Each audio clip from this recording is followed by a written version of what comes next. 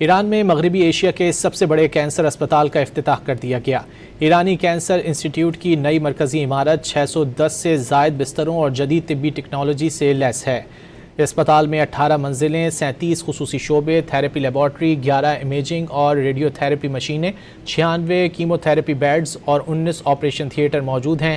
حکام کے مطابق یہ مرکز ملک میں کینسر کی روک تھام، تشخیص اور علاج کا اہم ترین ادارہ ہوگا۔ ایران کا کہنا ہے کہ جنگی حالات اور اقتصادی پابندیوں کے باوجود ملک نے صحت کے شعبے کے بنیادی ڈھانچے کی ترقی کا عمل جاری رکھا ہے۔ ایران میں مغربی ایشیا کے سب سے بڑے کینسر اسپتال کا افتتاح کر دیا گیا۔ ایرانی کینسر انسٹی ٹیوٹ کی نئی مرکزی عمارت 610 سے زائد بستروں اور جدید طبی ٹیکنالوجی سے لیس ہے۔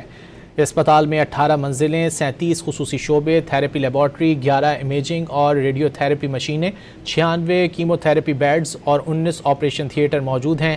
حکام کے مطابق یہ مرکز ملک میں کینسر کی روک تھام، تشخیص اور علاج کا اہم ترین ادارہ ہوگا۔ ایران کا کہنا ہے کہ جنگی حالات اور اقتصادی پابندیوں کے باوجود ملک نے صحت کے شعبے کے بنیادی ڈھانچے کی ترقی کا عمل جاری رکھا ہے۔ ایران میں مغربی ایشیا کے سب سے بڑے کینسر اسپتال کا افتتاح کر دیا گیا۔ ایرانی کینسر انسٹی ٹیوٹ کی نئی مرکزی عمارت 610 سے زائد بستروں اور جدید طبی ٹیکنالوجی سے لیس ہے۔ اسپتال میں 18 منزلیں، 37 خصوصی شعبے، تھراپی لیبارٹری، 11 امیجنگ اور ریڈیو تھراپی مشینیں، 96 کیمو تھراپی بیڈز اور 19 آپریشن تھیٹر موجود ہیں۔ حکام کے مطابق یہ مرکز ملک میں کینسر کی روک تھام، تشخیص اور علاج کا اہم ترین ادارہ ہوگا۔ ایران کا کہنا ہے کہ جنگی حالات اور اقتصادی پابندیوں کے باوجود ملک نے صحت کے شعبے کے بنیادی ڈھانچے کی ترقی کا عمل جاری رکھا ہے۔